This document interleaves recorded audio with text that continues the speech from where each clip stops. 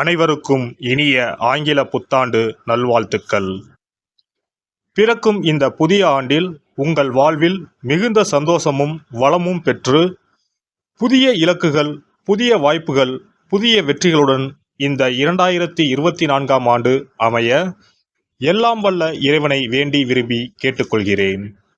நிகழும் ஸ்ரீ மங்களகரமான சோபகிருது ஆண்டு ஜனவரி மாதம் 1ஆம் தேதி மார்கழி 16 அன்று பஞ்சமி திதியில் மகம் நட்சத்திரத்தில் கௌளவம் கரணத்தினில் சித்தயோகம் கூடிய நன்னாளில் இந்த ஆங்கில புத்தாண்டு பிறக்கின்றது. புத்தாண்டின் கிரக நிலைகளை ஆராய்ந்து பார்க்கும்போது குரு பகவான் மேசராசியில் வக்ர நிவர்த்தி அடைகிறார். ராகு பகவான் மீனராசியிலும், சனி பகவான் கும்பராசியிலும், புதன் செவ்வாய் சூரியன் தனுசு ராசியிலும், சுக்கிரன் விருச்சிக ராசியிலும், சந்திரன் சிம்ம ராசியிலும், கேது பகவான் கன்னி ராசியிலும் சஞ்சாரம் செய்கின்றனர். மே 1ஆம் தேதி குரு பகவான் மேசராசியில் இருந்து ரிஷபராசிக்கு பெயர்ச்சியாகின்றார். அக்டோபர் 9, 2024இல் குரு பகவான் ரிஷபராசியில் வக்ரகதி அடைகின்றார். இதனால் அனைத்து ராசிக்காரர்களுக்கும் யோகம் அடைவார்கள். ஜூலை 29ஆம் தேதி முதல் நவம்பர் 15ஆம் தேதி வரை சனி பகவான் வக்ரகதி அடைந்து பின் நேர்கதி அடைகிறார். எதிலும் அகப்படாமல் சிந்தித்து செயலாற்றும் மீனராசி அன்பர்களே, உங்கள் கிரக நிலைகள் ராசிஸ்தானத்தில் ராகுவும், குடும்பஸ்தானத்தில் குருவும், சத்துருஸ்தானத்தில் சந்திரனும், களத்திரஸ்தானத்தில் கேதுவும், பாக்கியஸ்தானத்தில் சுக்கிரன் புதனும், தொழில் ஸ்தானத்தில் சூரியன் செவ்வாயும், போகஸ்தானத்தில் சனியும் உள்ளனர். குரு பகவான் 5ஆம் பார்வையாக சிம்ம ராசியையும், 7ஆம் பார்வையாக துலாம் ராசியையும், 9ஆம் பார்வையாக தனுசு ராசியையும் பார்வையிடுகிறார். சனி பகவான் 3ஆம் பார்வையாக மேச ராசியையும், 7ஆம் பார்வையாக சிம்ம ராசியையும், 10ஆம் பார்வையாக விருச்சிக ராசியையும் பார்வையிடுகிறார். பிறக்கின்ற ஆங்கில வருட புத்தாண்டில் இருக்கக்கூடிய கிரக நிலைகளின் அமைப்புக்கு ஏற்ப வாழ்க்கையில் இனி வரப்போகின்ற நாட்களில் ஏற்படும் சுபம் மற்றும் அசுப பலன்கள் என்ன என்பதை நாம் அறிந்து கொள்வோம். மனதளவில் புதிய கண்ணோட்டம் பிறக்கும். தந்தை வழியில் இருந்து வந்த கருத்து வேறுபாடுகள் குறையும். செயல்பாடுகளில் இருந்து வந்த மந்தத்தன்மை படிப்படியாக விலகும். அரசு வழியில் எதிர்பார்த்த மானியம் கிடைக்கும். விவசாயத்தில் இருந்து வந்த பிரச்சனைகள் குறையும். உயர்கல்வியில் இருந்து வந்த குழப்பம் குறையும். புதிய விஷயங்களில் ஆர்வத்துடன் ஈடுபடுவீர்கள். வீட்டில் மனதிற்கு விரும்பியபடி மாற்றங்களை செய்வீர்கள். இளைய சகோதரர்கள் வழியில் சுப விரயங்கள் ஏற்படும். கலாச்சாரம் தொடர்பான விஷயங்களில் ஈடுபாடு உண்டாகும்.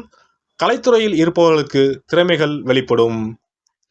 எடுத்துச் செல்லும் உடைமைகளில் விழிப்புணர்வுடன் இருக்கவும். வெளியூர் தொடர்பான பயணங்களால் புதிய அனுபவம் உண்டாகும். கொடுக்கல் வாங்கலில் கவனம் வேண்டும். ஆசைகளை குறைத்துக் கொள்வது பல சிக்கல்களை தவிர்க்க உதவும். வாழ்க்கை துணைவரின் கருத்துகளுக்கு மதிப்பளித்து செயல்படுவது குழப்பங்களை தவிர்க்கும். உடல் ஆரோக்கியம். உடல் ஆரோக்கியத்தில் இருந்து வந்த இன்னல்கள் படிப்படியாக குறையும்.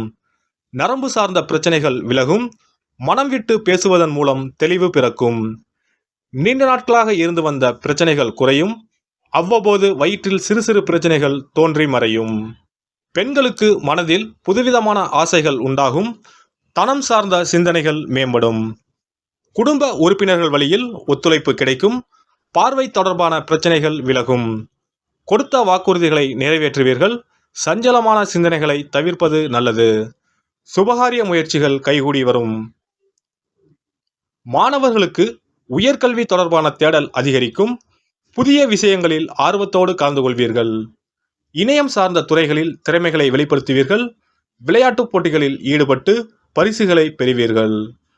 ஆசிரியர்களின் ஆலோசனைகள் புதிய மாற்றத்தை ஏற்படுத்தும். பணிபுரிவோர்கள் உத்தியோக பணிகளில் புதிய அனுபவங்கள் ஏற்படும். சிறு சிறு முயற்சிகளில் அலைச்சல்கள் அதிகரிக்கும். புதிய தொழில்நுட்ப விஷயங்களில் ஆர்வத்தோடு கலந்து கொள்வீர்கள். சில நுணுக்கங்களை அறிந்து கொள்வீர்கள். உயர் அதிகாரிகள் பற்றிய கருத்துக்களில் விவேகம் வேண்டும். தனிப்பட்ட விஷயங்கள் பகிர்வதை தவிர்க்கவும். வியாபாரிகளுக்கு வியாபாரத்தில் இருந்து வந்த நெருக்கடியான சூழல்கள் மறையும். அரசு வகையில் சில உதவிகள் கிடைக்கும். வேலையாட்கள் வழியில் இருந்து வந்த கருத்து வேறுபாடுகள் மறைந்து ஒற்றுமை அதிகரிக்கும். கால்நடை வியாபாரத்தில் அனுகூலம் ஏற்படும். புதிய முதலீடுகளில் ஆலோசனை பெற்று முடிவெடுப்பது நல்லது. வர்த்தக விஷயங்களில் பொறுமை வேண்டும். புதிய வியாபாரம் குறித்த சிந்தனைகள் மனதில் அதிகரிக்கும். கலைத்துறையில் இருப்பவர்கள் சஞ்சலமின்றி செயல்படுவார்கள். ஓவியத்துறைகளில் புதிய வாய்ப்புகள் கிடைக்கும்.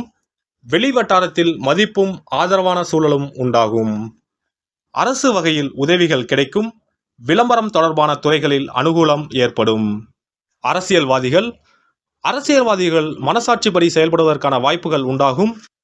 சிந்தனைகளை செயல்படுத்தும் போது அலட்சியமின்றி செயல்படவும். உடன் இருப்பவர்களால் மாற்றமான அனுபவம் ஏற்படும். நிர்வாகத்தில் சில மாற்றங்களை செய்வதற்கான சூழல் அமையும். ஆன்மீக பணிகளில் ஆர்வம் உண்டாகும். புதன்கிழமை தோறும் நல்லெண்ணெய் தீபம் ஏற்றி பெருமாளை வழிபாடு செய்து வர சுபகாரியங்கள் கைகூடும். சிறப்பு பரிகாரங்கள். வருமானத்தை பெருக்குவதற்கு வருமானம் வந்ததும் அல்லது சம்பளம் வாங்கியதும் அந்த தொகையில் 1% தொகையை தனியாக எடுத்து வைத்து விடுங்கள். அந்த பணத்தில் பாலால் செய்த இனிப்பு வகைகள், வாயில் போட்டாலே தித்திப்புடன் எளிதில் கரைந்து வாயிற்குள் போய்விடக்கூடிய இனிப்பு வகைகளை வாங்கி ஆதரவற்றோர், சாலையோர பணியாளர்கள், தூய்மை பணி செய்வோர், ஆதரவற்ற நிலையில் வறுமையில் வாடும் குழந்தைகள் மற்றும் தொழிலாளர்களுக்கு கொடுங்கள். மகிழ்ச்சியுடன் உங்கள் கைகளால் இனிப்புகளை கொடுங்கள். இப்படி செய்வதால் சனி சுக்கிர யோகம் உண்டாகும். இதனால் வருமானம் பெருகுவதுடன் கையில் பணம் சேர்ந்து கொண்டே இருக்கும். வருமானத்திற்கு தடையோ பஞ்சமோ வராது. ஏதாவது ஒரு வகையில் பணம் வந்து கொண்டே இருக்கும். இது தவிர மாத சம்பளம் வாங்கியதும் அல்லது கைக்கு வருமானம் வரும்போது ஒவ்வொரு மாதமும் முதல் செலவாக வீட்டிற்கு கல்லுப்பு, ஊறுகாய் போன்றவற்றை வாங்கி வைக்கவும். கல்லுப்பு, ஊறுகாய் போன்றவை மகாலட்சுமிக்கு மிகவும் விருப்பமான ஒன்று. இந்த பொருட்கள் வீட்டில் இருந்தால் மகாலட்சுமியின் அருள் வீட்டில் இருந்து கொண்டே இருக்கும். எந்த காரணத்திற்காகவும் இந்த பொருட்களை தானமாகவோ கடனாகவோ கொடுக்கக்கூடாது. எல்லாம் வல்ல இறையருளால் நீங்களும் உங்கள் அன்பு குடும்பமும் உடல் நலம், நீலாயுள், நிறை செல்வம், உயர் புகழ், மெய்ஞானம் ஓங்கி வாழ்க வளமுடன்.